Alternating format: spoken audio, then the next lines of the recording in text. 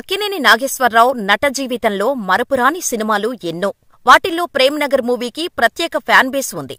ఏఎన్నార్కు ఈ సినిమా మంచి పేరు తెచ్చిపెట్టడమే కాకుండా అద్భుతమైన విజయాన్ని సాధించింది. సురేష్ మూవీస్ పతాకంపై కెఎస్ ప్రకాశ్రావు దర్శకత్వంలో డి రామానాయుడు ప్రేమ్నగర్ ని నిర్మించారు. అరకిపూడి కౌసల్యాదేవి రాసిన నవల ప్రేమ్నగర్ ఆధారంగానే ఈ మూవీని తెరకెక్కించారు. ఇక సినిమా విడుదలయ్యి అప్పటి యూత్ ని ఉర్రూతలూగించింది.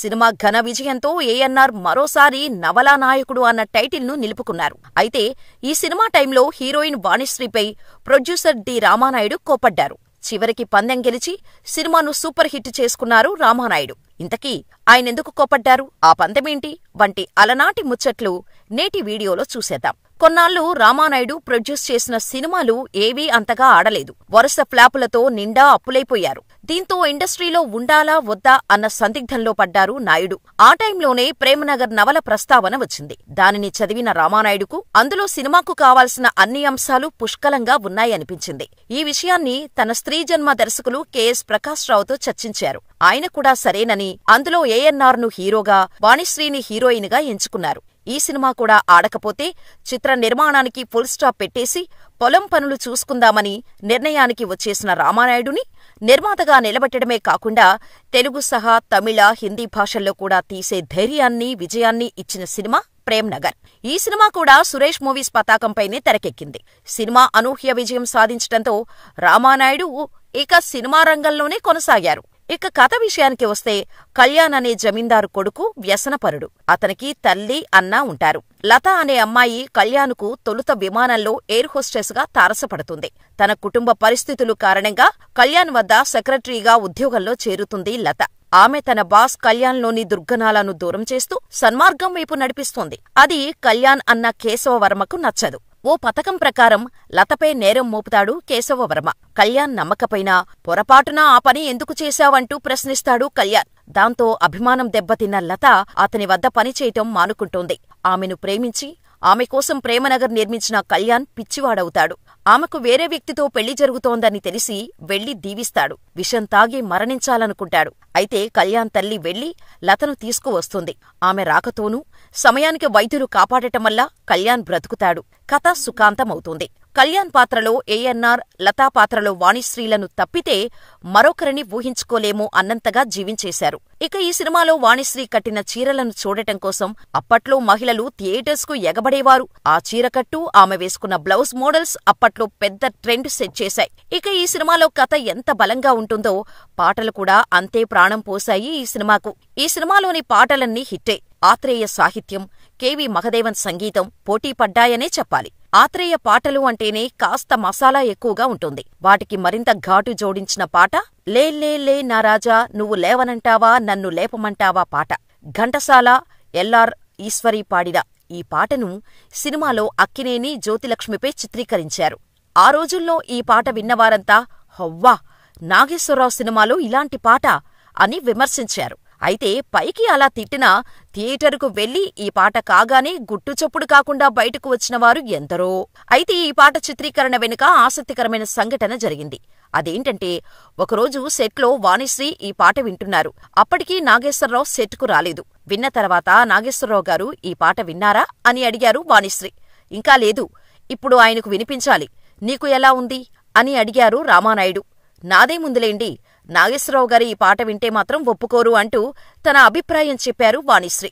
ఆయన ఒప్పుకుంటే పందెమెంత అన్నారు రామానాయుడు. మీ ఇష్టం, అనవసరంగా ఓడిపోతారు అన్నారు వాణిశ్రీ కాన్ఫిడెంట్ గా. పక్కనే ఉన్న దర్శకుడు కెఎస్ ప్రకాశ్రావు కలగజేసుకుని మీరిద్దరూ ఎందుకలా గొడవ పడతారు, కాసేపట్లో ఆయనే వస్తారుగా అన్నారు. డబుల్ మీనింగ్ ఉన్న పాటలంటే నాగేశ్వరరావుకు ఇష్టం ఉండదు కనుక ఈ పాట ఒప్పుకోరని గట్టి నమ్మకం వాణిశ్రీకి. అందుకే లే లే నారాజా అంటూ ఆ పాట పాడటం ప్రారంభించారు. ఇంతలో ఆమె వీపు మీద గట్టిగా చరిచారెవరో.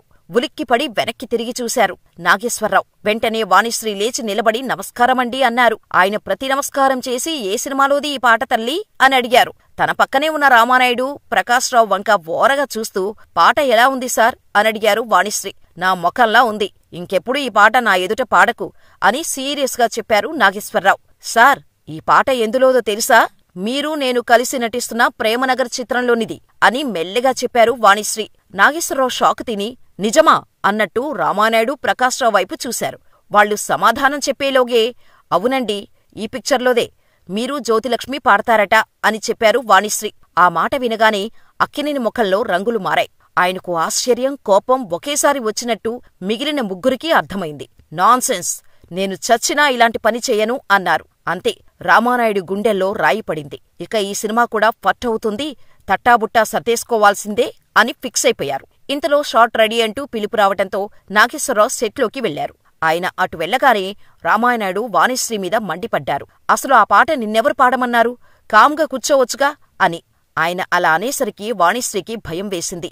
ఏదో తమాషాకి అంటే నాగేశ్వరరావు నిజంగా చేయరేమో, నా వల్లే ఇదంతా జరిగింది అని లోలోపల బాధపడిపోయారు వాణిశ్రీ. ఆ మర్నాడు భయపడుతూనే సెట్కు వచ్చారు వాణిశ్రీ. రామానాయుడు, ప్రకాశ్రావు చిరునవ్వు ముఖాలతో కనిపించేసరికి ఆమె మనసు కుదుటపడింది.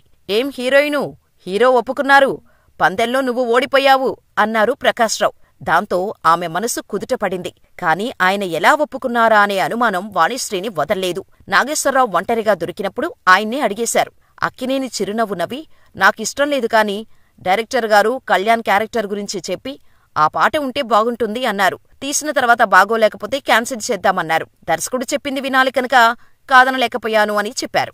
ఇక సినిమా రిలీజ్ అయిన టైంలో ఆంధ్రప్రదేశ్ అంతటా భారీ వర్షాలు కురిశాయి. దాంతో రామానాయుడు ఢీలా పడ్డారు. అయితే కొన్ని ఏరియాలలో వర్షాన్ని సైతం లెక్క చేయకుండా జనం సినిమాకు రావటం చూసి ఆయనకు నమ్మకం కుదిరింది. ఈ చిత్రం ఆ రోజుల్లో దాదాపు 50 లక్షల రూపాయలు సంపాదించింది. దసరా బుల్లోడు తర్వాత ఆ ఏడాది టాప్ గ్రాసర్గా ఈ చిత్రం నిలిచింది. 1971 అక్కినేని నాగేశ్వరరావుకు బాగా కలిసి వచ్చిన ఏడాది అని చెప్పొచ్చు. ఆ సంవత్సరం జనవరిలో విడుదలైన దసరా బుల్లోడు అనూహ్య విజయం సాధించి ఏఎన్నార్కు తొలి స్వర్ణోత్సవ చిత్రంగా నిలిచి ఆ ఏడాది బ్లాక్ బస్టర్గా నిలిచింది. అదే సంవత్సరం సెప్టెంబర్ 24న విడుదలైన ప్రేమనగర్ సైతం విజయ ఢంకా మోగించింది. సురేష్ సంస్థకు ఎన్టీఆర్, రాముడు భీముడు పునాది కాగా ప్రేమనగర్ సంస్థను నిలిపిన చిత్రమని నిర్మాత డి రామానాయుడు ఎన్నోసార్లు చెప్పేవారు కూడా. ఈ సినిమా విజయంతోనే రామానాయుడు తెలుగు ఇండస్ట్రీలో నిర్మాతగా కొనసాగి తర్వాత శతాధిక చిత్ర నిర్మాతగా గిన్నిస్ బుక్ ఆఫ్ వరల్డ్ రికార్డ్స్లో చోటు సంపాదించారు. ఏఎన్నార్కు ఈ సినిమా మంచి పేరు తెచ్చిపెట్టడమే కాకుండా అద్భుతమైన విజయాన్ని సాధించింది. ఇక సినిమా విడుదలయ్యి అప్పటి యూత్ ని ఉర్రూతొలగించింది. సినిమా ఘన విజయంతో ఏఎన్నార్ మరోసారి నవలా నాయకుడు అన్న టైటిల్ ను నిలుపుకున్నారు. కొన్నాళ్లు రామానాయుడు ప్రొడ్యూస్ చేసిన సినిమాలు ఏవీ అంతగా ఆడలేదు. వరుస ఫ్లాపులతో నిండా అప్పులైపోయారు. దీంతో ఇండస్ట్రీలో ఉండాలా వద్దా అన్న సందిగ్ధంలో పడ్డారు నాయుడు. ఆ టైంలోనే ప్రేమనగర్ నవల ప్రస్తావన వచ్చింది. దానిని చదివిన రామానాయుడుకు అందులో సినిమాకు కావాల్సిన అన్ని అంశాలు పుష్కలంగా ఉన్నాయనిపించింది. ఈ విషయాన్ని తన స్త్రీ జన్మ దర్శకులు కెఎస్ ప్రకాశ్రావుతో చర్చించారు. ఆయన కూడా సరేనని అందులో ఏఎన్నార్ ను హీరోగా, వాణిశ్రీని హీరోయిన్ గా ఎంచుకున్నారు. ఈ సినిమా కూడా సురేష్ మూవీస్ పతాకంపైనే తెరకెక్కింది.